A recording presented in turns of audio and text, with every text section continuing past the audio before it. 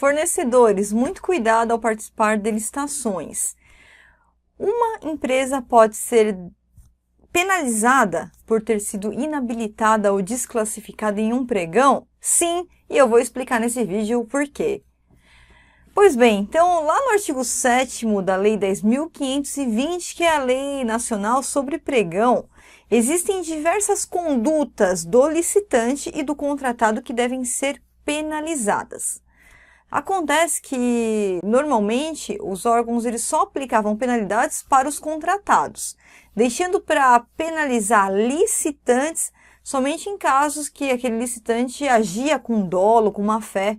Mas isso mudou, porque desde 2015, o Tribunal de Contas da União orientou todos os administradores, por intermédio do Acórdão número 754 de 2015, do plenário do TCU, orientando o seguinte, olha, lá no artigo 7º da Lei 10.520, a gente tem várias condutas que, se forem praticadas de forma injustificada, precisam ser penalizadas. E ainda, independem de dolo ou má-fé do empresário. Mesmo aquele que foi com cuidado, com boa-fé, e por um equívoco acabou incidindo em alguma daquelas hipóteses, deve ser aberto um processo administrativo para penalizar, sim, aquele licitante.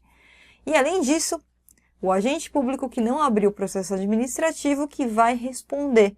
Vai ser aberta uma sindicância, um processo administrativo interno, e ele vai responder por omissão do dever, que deveria ter aberto o processo e não abriu. Por isso que agora não tem mais nenhum tipo de brecha. Se for praticado qualquer um dos atos do artigo 7º, o órgão, a entidade pública, precisa abrir o processo administrativo para penalizar aquele sujeito. A título exemplificativo, nós temos várias condutas no artigo 7º, mas vou citar aqui algumas delas. Por exemplo, o artigo 7º determina o seguinte, olha, quem convocado dentro do prazo de validade da sua proposta não celebrar o contrato, deixar de entregar ou apresentar documentação falsa. Pessoal, então, não tenha documentação. Chegou no final da licitação, precisava ter entregue algumas certidões, todos aqueles documentos que são elencados no edital, e o sujeito não tinha, ele não entregou. Ou entregou documentação falsa. E no pregão, para participar do pregão, o fornecedor ele precisa apresentar uma declaração de habilitação, que é uma declaração indicando que ele conhece todos os termos do edital e que ele possui toda a documentação necessária para ser contratado.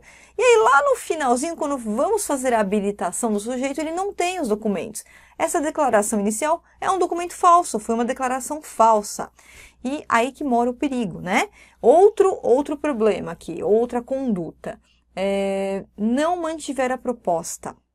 Não manter a proposta, pessoal, é tanto aquele fornecedor que participa da licitação e depois tenta mudar de ideia sem nenhuma justificativa, ou aquele sujeito que simplesmente mergulhou os preços no pregão, depois que ele verifica o equívoco no preço, ele começa a ligar desesperadamente para o pregoeiro, isso é muito comum em pregão eletrônico, solicitando que o pregoeiro faça a sua desclassificação. O pregoeiro não pode simplesmente desclassificar e deixar tudo como está, porque isso seria uma desistência de proposta, seria não manter a proposta, conduta passível de penalização. Nesse segundo exemplo, o pregoeiro vai analisar a execuibilidade daquela proposta, se todos os custos estiverem cobertos e, por exemplo, foi só o lucro do fornecedor que ficou lá num patamar mínimo, ou ele executa o serviço ou ele vai responder o processo. Então, aqui não tem lugar para aventureiro. Os fornecedores eles têm que saber muito bem, antes de entrar na licitação, toda a questão de preço, até quando ele pode diminuir aquele valor, até qual é o mínimo do valor que ele pode chegar, não ultrapassar esse valor mínimo, ele já tem que ir com todos esses requisitos previamente e também a documentação, na certeza absoluta que tem toda a documentação para participar daquele certame. E aí mora o grande problema, claro.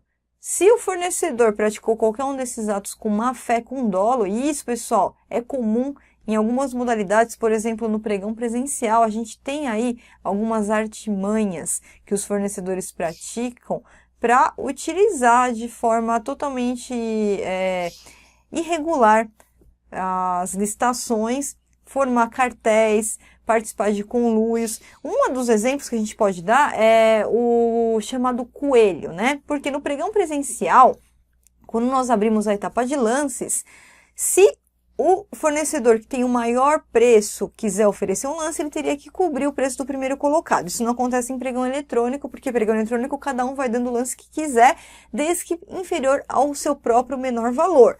Regra geral. Mas no pregão presencial, a regra geral é sempre para oferecer um novo lance, você cobrir o valor do primeiro colocado.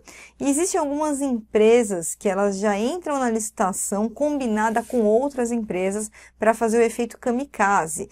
Ele dá um valor totalmente irrisório para acabar com a etapa de lances, ninguém mais consegue cobrir, mas essa empresa era uma empresa kamikaze, ela já estava direcionada ao suicídio, ela não tem a documentação ou ela não vai mandar documentação. Para quê? Para ajudar o segundo colocado que já estava ali formando um cartel com ela e que seria o convocado, então, que venceria aquela contratação ao seu próprio preço.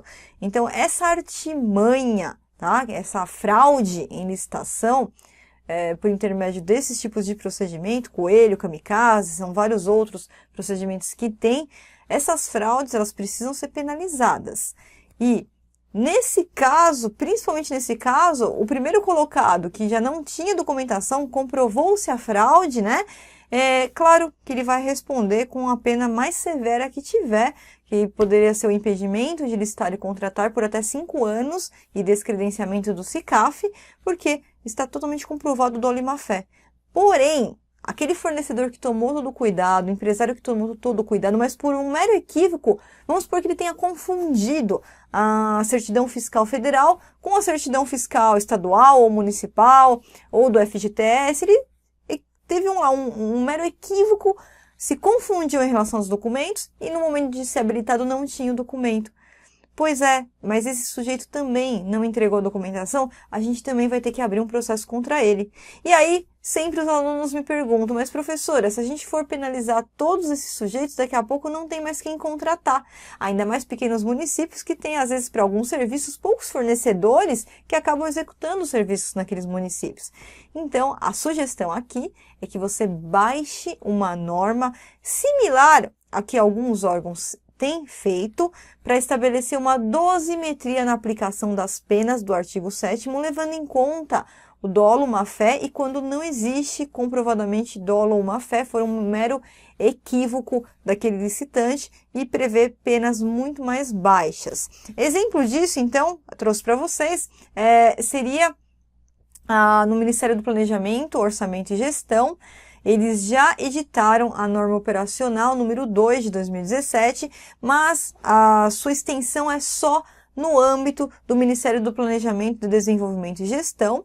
E nessa norma eles têm a previsão da aplicação das sanções lá do artigo 7º de forma parametrizada com a conduta do licitante. Então, quando for por dolo ou má-fé, condutas máximas, penas mais rígidas e penas muito menores, diminuídas, tem até previsão, olha, diminuição de 50% da pena, quando for uma falha totalmente excusável daquele licitante, um mero equívoco do licitante, e vai prevendo, então, penas muito menores, de 1, 2 meses, pois assim você atende o artigo 7º da Lei 10.520, traz a medida aí de forma preventiva, para que o licitante ele tenha mais cuidado antes de entrar na licitação, e também não vai ficar aí sem bons fornecedores, que a longo prazo aconteceria se a gente incluísse a pena máxima para todo mundo, tá?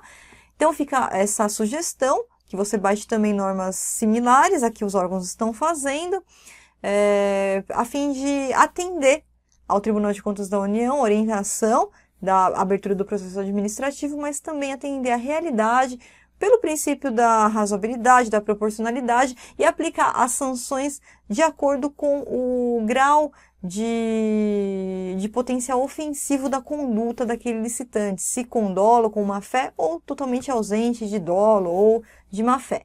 Agora, se você quiser se profissionalizar, se capacitar, aprofundar os estudos a respeito desse tema, não deixe de participar dos nossos cursos presenciais e à distância. Você encontra lá no site da Viana e Consultores, e também faça a sua inscrição aqui no nosso canal do YouTube para que você receba em primeira mão todos os vídeos relacionados aos temas polêmicos de licitações e contratos.